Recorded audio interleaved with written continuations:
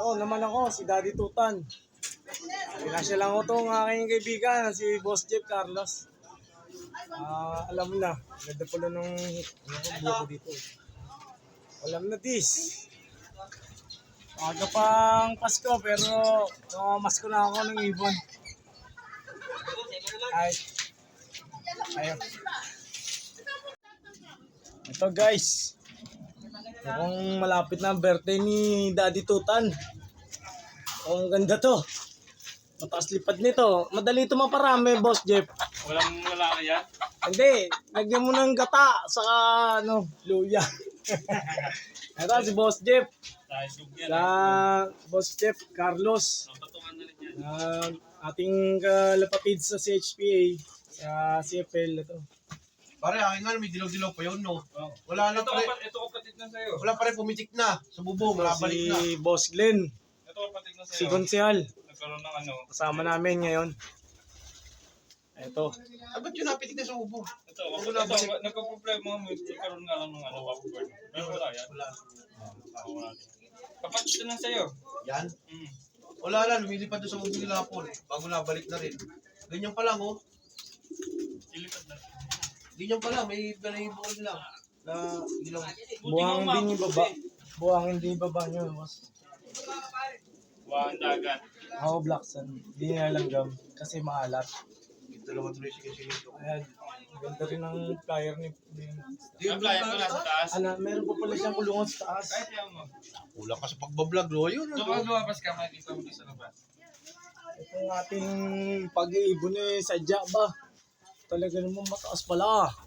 Ito pala ang flyer Duro ka. ni Ito, ito. Boss Jeff. Ang taas. Nalula ko. Ito.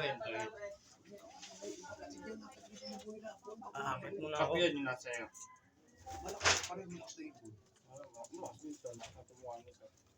Hindi ba pwede makatya sa bubong?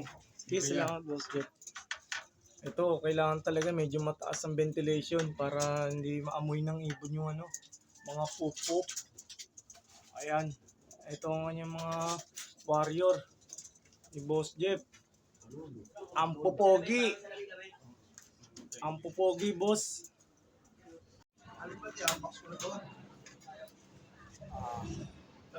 Pwede ka makatya sa bubong.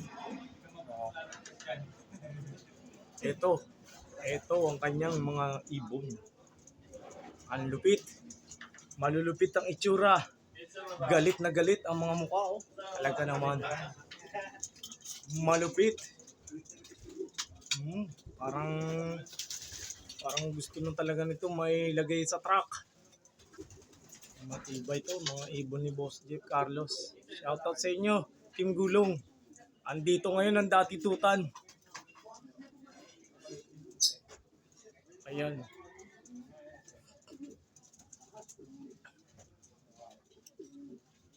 Diba yun? Boss Jeff. Konti lang. Okay. Konting words of wisdom lang. Ito si Boss Jeff Carlos na nakadaupang palad ni Daddy Tutan. Sa konting words of pasasalamat para sa iyo. Shout out Team Gulong. Yan. Konting gulong ang ating ilasalamatan mabuti. Dahil siya ang sumagip sa kahunos-hunos na pangyayari sa loob ni Daddy Tutan. Sabi nga, talagang ganyan.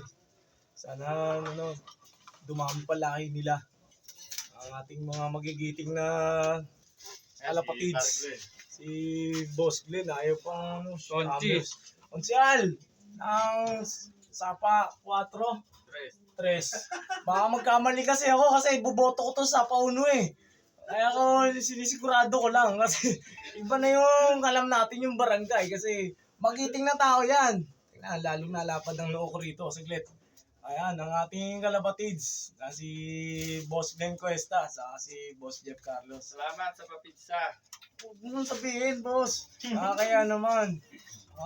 Kasi lang yun, pang thank you ko lang sa kanila. Iniwan ko muna si Mami Tutan sa tindahan. Thank you guys. I'll be back.